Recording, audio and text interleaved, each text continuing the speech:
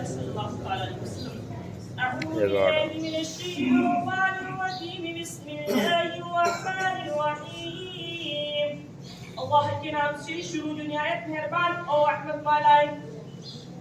ایاما معدودات فمن كان منكم مريضا أو على سفر فعدة من أيام أخر.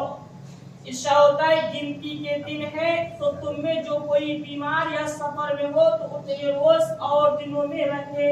سبحان اللہ. ان کا تبارک و تعالی ارشاد فرماتا ہے گنتی کے دن ہے تم میں جو کوئی بیمار یا سفر میں ہو تو اتنے روزے اور دنوں میں رکھ سکتا ہے. یہاں پر دیکھیے دین جو ہے نا بہت ہی صلاحیت والا دین ہے اور بہت نرمی والا دین ہے.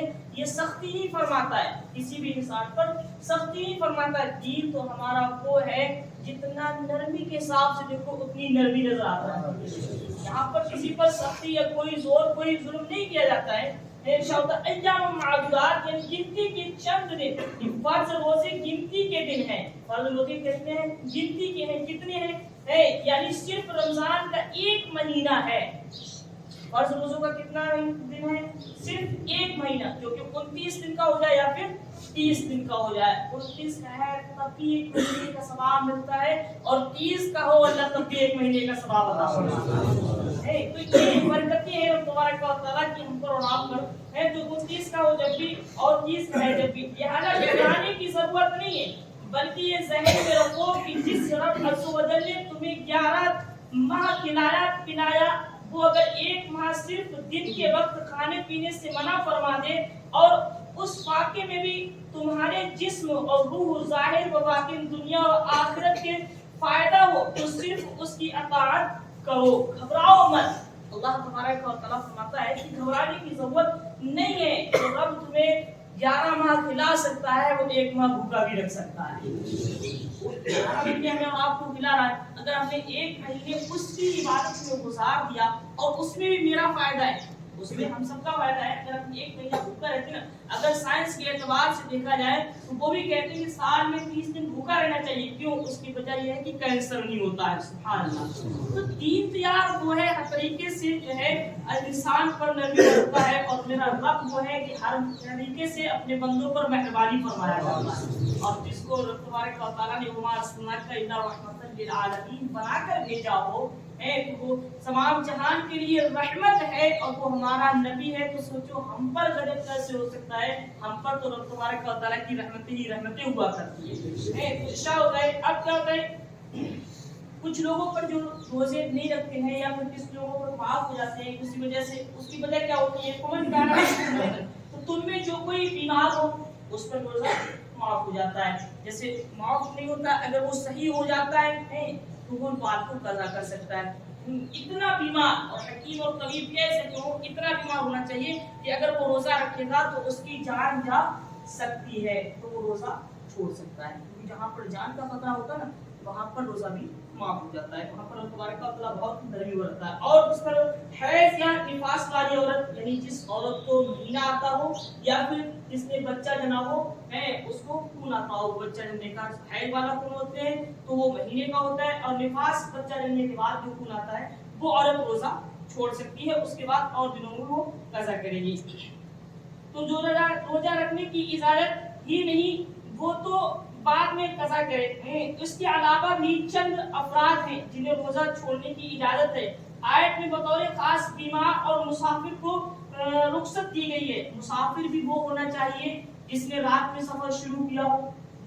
جس نے رات میں سفر شروع کیا مسافر, اور اتنا لمبا سفر طے کرے گا کہ وہ 92 کلومیٹر سے آگے تک جائے گا, 92 کلومیٹر سے آگے جائے گا تو وہ روزہ چھوڑ سکتا ہے. یعنی شہری میں بھی دقت آ سکتی ہے, افطار میں بھی دقت آ سکتی ہے, تو وہ روزہ اس وقت چھوڑ سکتا ہے. اس کے بعد جب وہ گھر پر آ جائے گا تو وہ روزہ رمضانوں کے بعد قضا کرے گا. اور حیض اور نفاس والی عورت بھی جب فراغت حاصل کر لے گی اس کے بعد وہ روزہ ضرور قضا کرے گی. روزہ معاف نہیں ہوتا ہے, نماز معاف ہو جاتی ہے, لیکن روزہ معاف نہیں ہے, روزے کی قضا ضروری ہے. آیت میں بطور خاص بیمار اور مسافر کو رخصت دی گئی, لیکن یہ یاد رہے کہ سفر سے مراد 3 دن کی مسافت یعنی 57.5 میل یعنی 92 کلومیٹر ہے، اس سے کم سفر ہے تو روزہ چھوڑنے کی اجازت نہیں ہے۔ بہت سے لوگ اس کو لے کر چھوڑ دیتے ہیں کہ ہم سفر میں جائیں گے تو روزہ ہم کیسے رکھ پائیں گے؟ اگر وہ طلوع آفتاب سے پہلے شروع کرتا ہے تب مریض کو بھی رخصت ہے، جبکہ اسی روزہ رکھنے سے مرض کی زیادتی ہلاک ہونے کا اندیشہ ہو تو یہ روزہ چھوڑ دے اور بعد میں ممنوع یا ایام کے علاوہ اور دنوں میں روزہ رکھ لے، معاف نہیں ہے۔ البتہ یہ یاد رہے کہ مریض کو بھی محض زیادہ بیماری کی یا ہلاکت کی صرف وہی وہم کی بنا پر روزہ چھوڑنا جائز نہیں ہے۔ ہلکے پھلکے بیماری ہے تو روزہ چھوڑ نہیں سکتا۔ اتنا اندیشہ ہو کہ ہلاک ہو سکتا ہے، مرض بڑھ سکتا ہے، اس کی جان کو خطرہ ہو سکتا ہے، روزہ وہ جبھی چھوڑ سکتا ہے۔ آج کل کیا دیکھتے ہیں گھنٹے گھنٹے سے ہیں لیکن روزہ چھوڑ دیتے ہیں، یہ بہت بڑا گناہ کر رہے ہیں لوگ۔ یاد رب نے یہ پاک مہینہ عطا فرمایا، ہم کھڑے ہو کر گلیوں میں کھا رہے ہیں۔ اس طریقے سے ہمارا کیسا ایمان ہے، ہم کہاں کھوئے ہوئے ہیں؟ ہمیں یہ ہے عقل نہیں ہے کہ وضو کا ادب کیا ہوتا ہے، وضو کا احترام کیا ہوتا ہے۔ لوگ بیٹھے ہیں، ہم کھانا کھا رہے ہیں، لوگ گلیوں سے روزہ دار گزر رہے ہیں، ہم کھڑے ہو کر بیڑیاں پی رہے ہیں، پڑیاں کھا رہے ہیں۔ کیا یار زمانہ ہے۔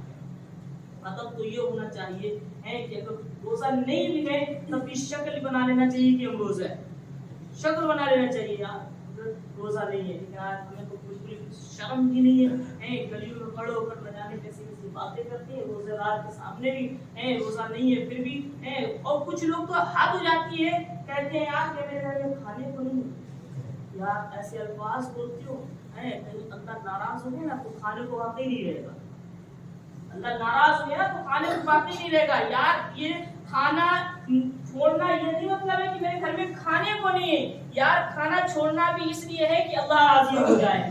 یار کھاتے تو ہمیشہ رہتے ہیں، کھانے سے مطلب نہیں ہے، ہمارا کھانا چھوڑنا اس لیے ہے تاکہ ہمارا اللہ راضی ہو جائے، ناراض نہ ہو، رب راضی ہو جائے۔ وہ بھی اس لیے کہ اگر ہم کھانا چھوڑ دیتے نا اس میں بھی رب کی رضا حاصل ہوا کرتی ہے۔ دیا تو اس نے بہت ہے، وہ تو فرماتا ہے میں رمضان میں رزق کو زیادہ کر دیا کرتا ہوں، اپنے بندوں پر رزق زیادہ کر دیتا ہوں۔ آپ دیکھ سکتے ہیں کہ جو چیزیں ہم رمضانوں کے بعد نہیں کھا پاتے ہیں، رمضانوں سے پہلے نہیں کھا پاتے ہیں، اللہ وہ رمضانوں میں عطا فرما دیا کرتا ہے۔ اس کی رحمت ہے، اس کی نعمتیں وہ ہر طریقے سے ہم سب کو عطا فرماتا ہے۔ تو جو ہے ایسے لوگ بھی روزہ نہ چھوڑیں جن کو تھوڑی سی بیماری ہے، اگر زیادہ بیماری ہے تو جو ہے روزہ چھوڑ سکتے ہیں۔ خیر یہیں پر ختم کرتے ہیں بات کو، انشاءاللہ آگے یہیں سے کل شروع کریں گے اور لوگ کون ہیں جو روزہ چھوڑ سکتے ہیں یا کن کن حالتوں میں ہم روزہ چھوڑ سکتے ہیں۔ اللہ تبارک و تعالیٰ سے دعا ہے ہم سب کو تو خیر روزہ رکھنے کی توفیق عطا فرمائے اور تمام بیماری سے، تمام مسائل سے